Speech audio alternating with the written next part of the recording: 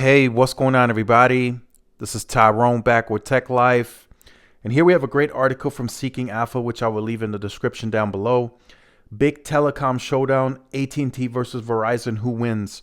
So for the sake of this video, we're going to include T-Mobile as well because they have to be included. I still believe in 2023, Verizon and AT&T are underestimating T-Mobile. I still truly believe that, and I think that's not good because T-Mobile is continuing to grow and the numbers for Verizon are looking really bad. So you guys will see that in the coming weeks, and as we head into Q1 earnings, how bad it is really getting. And that's on, that's right around the time that Verizon just announced 200 million pops of C-band. They're continuing to expand the network, yet they are losing customers at an insane clip. And I just recently got the national market share numbers that were updated, and Verizon is losing nationally. My goodness, man. Oh my God. So, in terms of, AT&T versus Verizon and T-Mobile, we all have been seeing who's recently been losing, and it's been Verizon, right? So my take on this video is what's next for Verizon.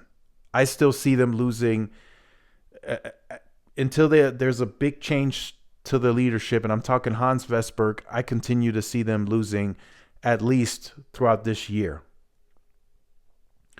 So my question to you guys is what's next for Verizon? And I really mean that in a sincere way. I'm not saying, they're going to go bankrupt, or that's not going to happen. But what's next for Verizon?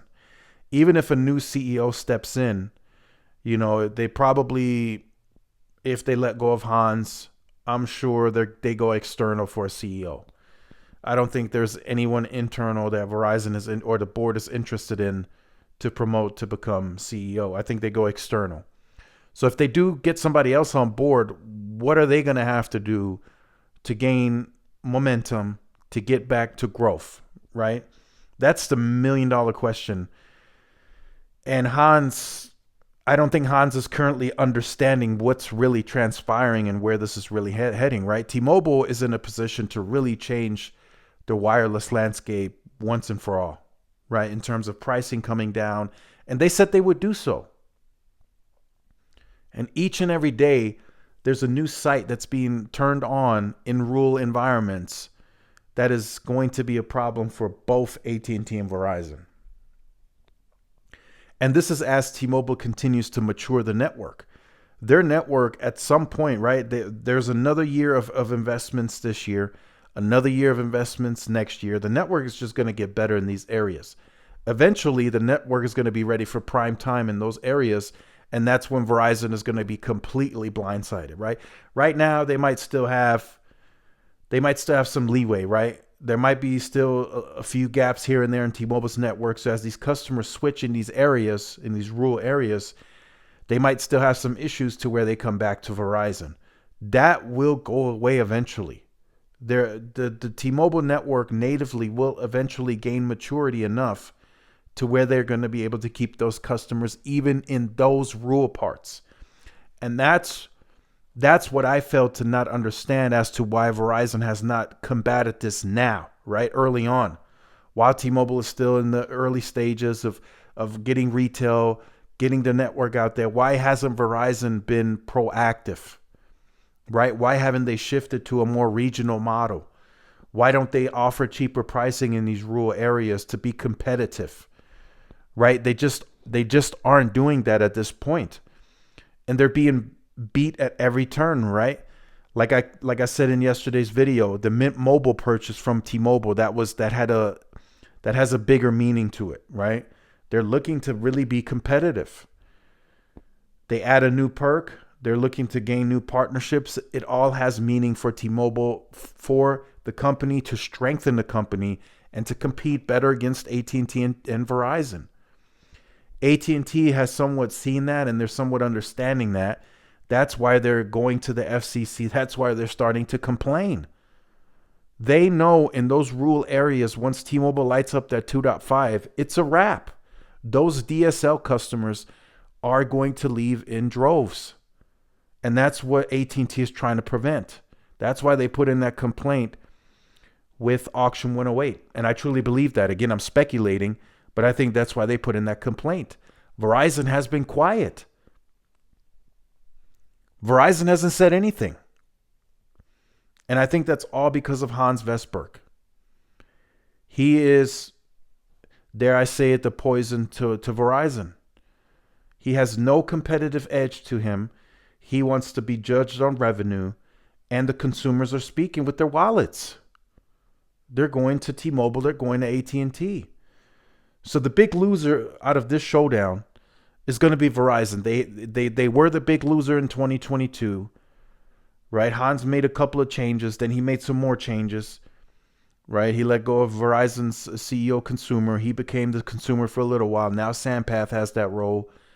So he's making some shifts and changes. He's shuffling management around, but it's not going to work. So what's really next for Verizon? Is it going to be another management shift?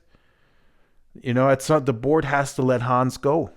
And I'm sincere when I say that.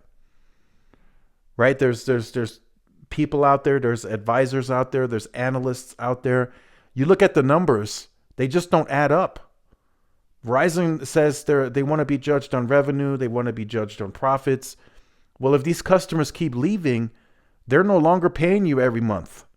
So you're going to eventually, that's going to add up and it's going to show in the financials. And your competition is competing against you and they're beating you at every turn. So I want to hear from you guys with the big showdown 2023, right? T-Mobile is expanding into Nebraska. They're expanding into rural areas.